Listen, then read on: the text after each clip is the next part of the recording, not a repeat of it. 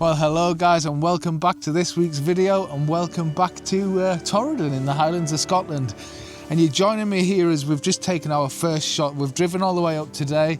It's now about 4 o'clock. The sun's beginning to set. We're getting to that sort of time of day where it's dropping behind the hills. And I want to run you through this quick shot that I've found here before it kind of disappears. So I'm going to show you the back of the camera now. Now you'll see from the back of here, a lot of it is in shade, and that's because I'm shooting right into the sun. And the reason for that is the sun's just come round the edge of one of the mountains. It's going to be quite difficult to walk you through because I'm being blinded as we're talking about this. But if I increase the exposure and raise it up, now you will notice the sun's going to blow everything out, but you'll start to see what I've got lined up.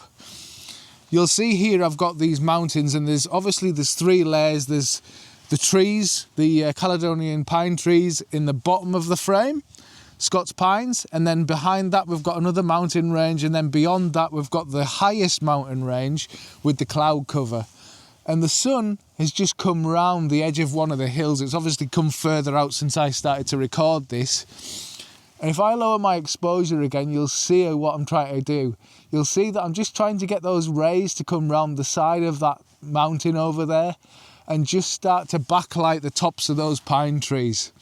And that's what I'm aiming for. It's kind of a tricky shot, because obviously we're shooting straight into the sun, so I'm having to underexpose quite a lot. In fact, I'm about 3 stops under at the minute. And what I'm having to watch for is specular highlights, not only in the sky and the clouds, but also in the water down below. Obviously, as that sun's come up, it's now illuminating the water and causing lots of bright spots, so I really need to watch that. I think the earlier shots that I managed to capture are probably better because it was just coming round the side of that hill before it illuminated that spot in the water, so hopefully I managed to capture that. I've got a 4:3 aspect ratio. At the minute I'm at ISO 100 f16 at a 2/50th of a second, and that's me kind of almost 3 stops under at that. Obviously those settings are going to have altered from when I first took the shot, but you get the idea of what I'm looking at and what I'm trying to create.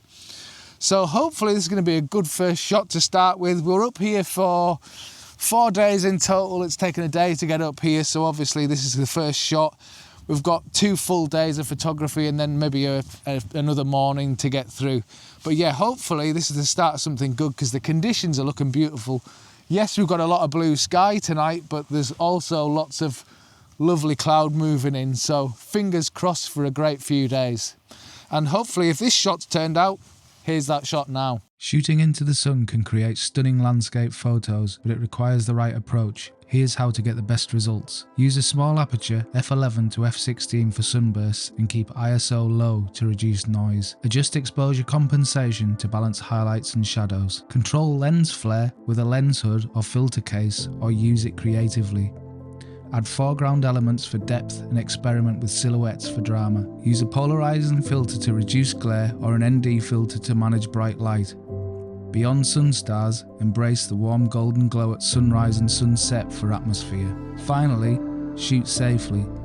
Never look directly at the sun through your viewfinder.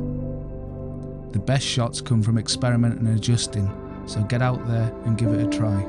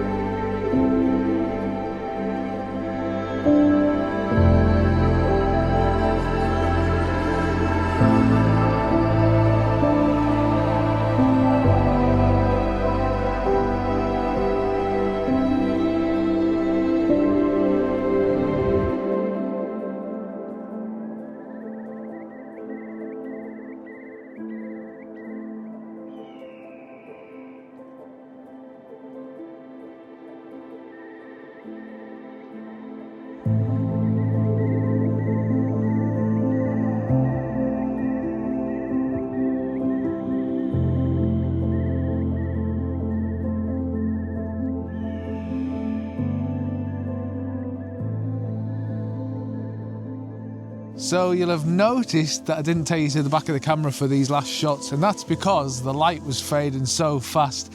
And when the light's changing so quickly like that, it's really difficult to start recording it because you're kind of afraid you're going to miss the shot.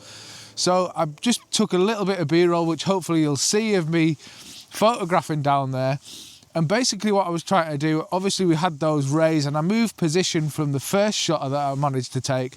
I wanted to get closer to the reeds and into the water itself, because I was trying to kind of get more of these pine trees in the foreground, more of the grasses in the foreground, and do a long exposure. I tried a 10-stop filter. I also tried a 6-stop filter to smooth out the water, but then I was taking shots again, similar to what I've done before, is taking two different types of shots: a faster shutter speed for all the action behind, so the landscape behind, and a slower shutter speed for the water element. Because obviously we've got wind blowing across the top of this loch and it's causing ripples across it, and I really wanted to make the most of the grasses and smooth that water out, and also to try and get a little bit of the reflection of that sunset as it was going down there. So hopefully that's turned out, and it's just one of those things where you're kind of rushing around to grab these shots. I took 1 or 2 shots while I was working down there, and I'm going to pop those up next for you.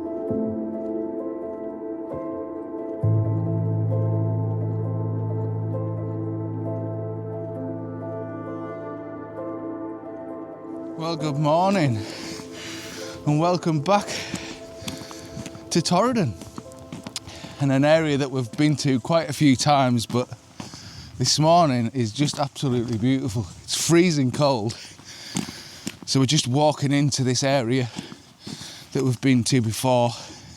Grabbed a quick shot back there. I didn't walk you through it because the light is changing pretty quick this morning. There's not going to be a fantastic amount of colour, to be honest with you. There's just hues of pink above the mountain back there.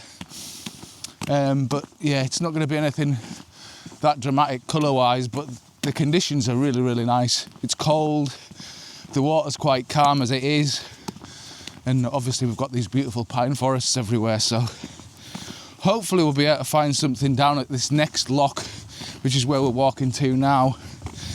Something that I'll be able to walk you through. But yeah, it was just nice to grab that shot first.